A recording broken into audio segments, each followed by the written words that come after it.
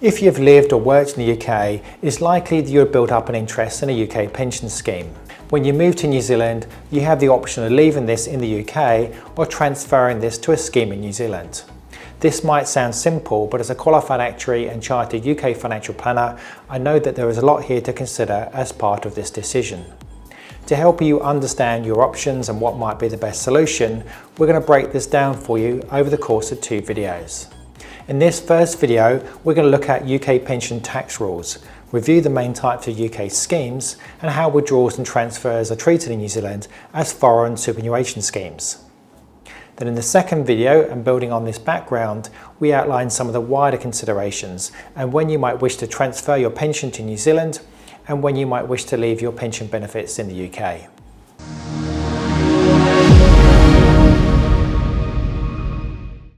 Hi, I'm Jim Smith, Senior Financial Planner here at Pacific Wealth. We specialise in helping new migrants and returning Kiwis navigate the intricacies of cross-border financial planning to help you make the most of your new life in New Zealand.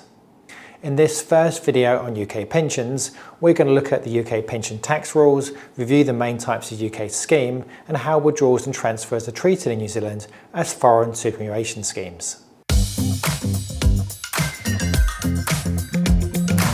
To encourage retirement saving, the UK offers quite generous tax breaks for saving into a pension. The tax system that the UK uses can be thought as being exempt taxed, whereby under this system, contributions are normally exempt from tax as you receive tax relief on your contributions. The funds are then exempt from tax on growth as they're invested in tax privileged funds. But then when you make withdrawals, these are normally subject to tax, although you can normally take around 25% of the fund as a tax-free lump sum. If we compare this to New Zealand's retirement savings system, such as what can be found in KiwiSaver, New Zealand operates under a tax-exempt system, whereby contributions are paid out of your net income and there is no tax relief on your contributions. Once invested, the funds are then subject to tax on any growth. But when you come to make any withdrawals, any distributions are exempt from tax in New Zealand as the funds are considered as being tax paid already.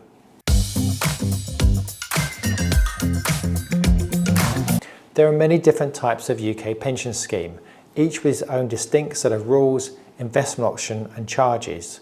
But UK pensions normally fall into one of 2 broad categories, being either a defined contribution pension or a defined benefit pension arrangement. A defined contribution pension is the most common and is a type of arrangement whereby you and your employer invest money into one or more investment funds that then build up over time. When you are eligible, you can access the fund and use the fund to provide a lump sum or a regular income or a combination of both. The funds can go up and down in value over time depending upon the level of risk and the type of fund that you've chosen to invest into. Essentially, with a defined contribution pension, you take all the risks, both in terms of the investment returns and the income that can be generated at retirement. But you have a lot more control, meaning that you get to decide how the funds are invested and have a wide range of options on taking income or capital at retirement. There are many different types of defined contribution pensions that you could have, including a group personal pension plan, a stakeholder pension, defined contribution occupational scheme, a personal pension plan, a self-invested personal pension, to name just a few. A defined benefit pension scheme, sometimes also called a final salary scheme, is a type of pension arrangement whereby you receive a promised pension at retirement for each year of service, normally linked to your salary, either at retirement or when you leave the scheme. These types of pensions are often considered more valuable than defined contribution pensions due to the guaranteed nature of the benefits. Under this arrangement, the sponsoring company backs the scheme in terms of making sure it is well funded, and the trustees invest the money to provide the returns and the promised income at retirement. Because the employer is responsible for making up any shortfall, the costs and risks to the employer are quite substantial. As such, aside from government or local authority schemes, there are very few companies willing to offer defined benefit membership to new employees, and those arrangements that are still in operation are mostly closed to new members.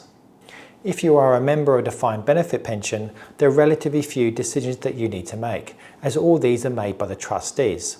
But you do have less control and fewer options in terms of how you can take your benefits at retirement. Most, but not all, defined benefit schemes can be transferred, which could enable you to unlock greater flexibility.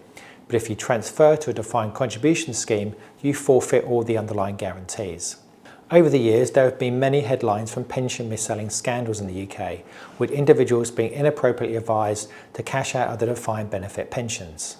To help protect individuals from both themselves and the desire to gain access to their funds, as well as unscrupulous advisors wanting to take a cut on any transfer, the UK government now requires individuals with defined benefit pensions and cash equivalent transfer values worth more than £30,000 to receive specialist defined benefit pension transfer advice from a UK advisor before the UK scheme administrator will allow the transfer to proceed. This advice is highly regulated and can run into several thousands of pounds. The transfer process itself can also be administratively heavy, and there are lots of steps in the process.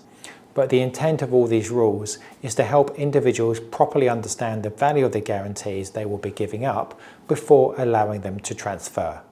There are also certain older defined contribution pensions that can also have guarantees, such as the guaranteed minimum rate of converting the pension fund into an income. Defined contribution pensions that include these types of guarantees may also require specialist UK pension transfer advice if the transfer value is worth more than £30,000. If you are a tax resident in New Zealand, your UK pension is normally treated as a foreign superannuation scheme. As a foreign superannuation scheme, your UK pension is not normally subject to tax in New Zealand until any funds are withdrawn or transferred. This means the funds that you've built up can continue to grow in a tax-privileged environment until such time as any income or capital is withdrawn. However, once withdrawn, if you are a tax resident in New Zealand, the UK rules, such as the 25% tax-free lump sum, no longer apply, and any withdrawals will be taxed in New Zealand under the foreign superannuation scheme rules as either a periodic income or a lump sum. If the withdrawals are made as a regular periodic payment, such as a pension income, then New Zealand will treat this as ordinary income, and you'll be taxed on the income at your individual marginal rate. In theory, only New Zealand tax should apply, and no UK tax should be withheld at source, but this is not always possible to achieve in practice. However, if the UK administrator does withhold some tax, you can claim this back by filing either a UK tax return or making an application for relief at source. If you are within the 4-year transitional tax residency period, which we've covered in a separate video, you'll be exempt from paying tax on the income payments in New Zealand until the transitional tax residency period comes to an end. Thereafter, the periodic regular payments are subject to tax in full at your New Zealand marginal rate of tax. Any lump sum withdrawals or transfers from foreign superannuation schemes are also taxable in New Zealand, but different rules apply. For lump sum withdrawals and transfers, individuals can choose one or two methods to calculate the tax payable. The two methods are the formula method and the schedule method. The formula method is more complicated and would often require working with a tax advisor to calculate the tax due, but it can be worth investigating, particularly if you have a large pension scheme. The schedule method is a default method and is the one most often used in practice.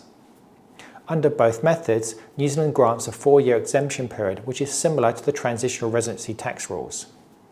If you qualify for this exemption, any lump sum withdrawals or transfers are exempt from tax in New Zealand for the first 4 years after becoming tax resident.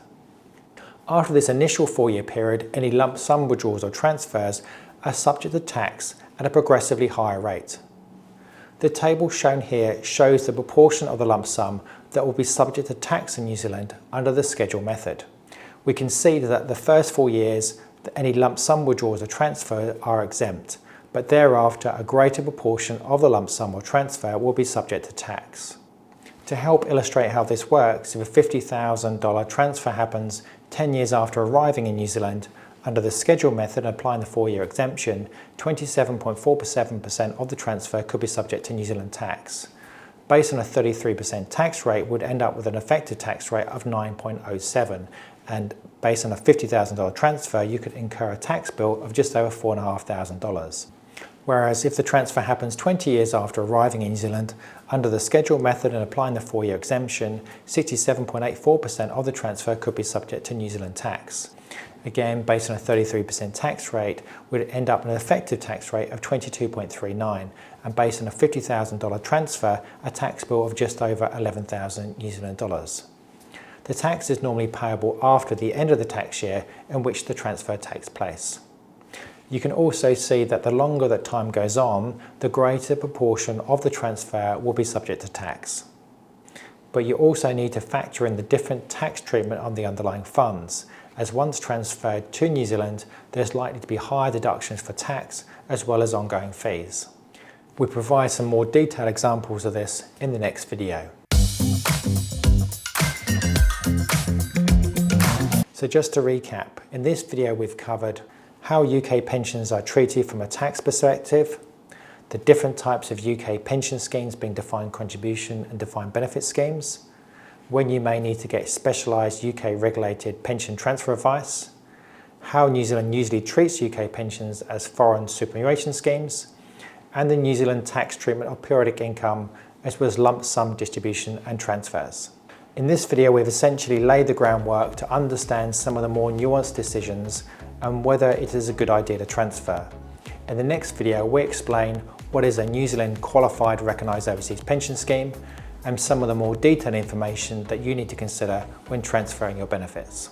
If you are interested to learn more about financial and retirement planning issues that international migrants need to know when moving to New Zealand, we've also created other videos that you can explore on our YouTube channel.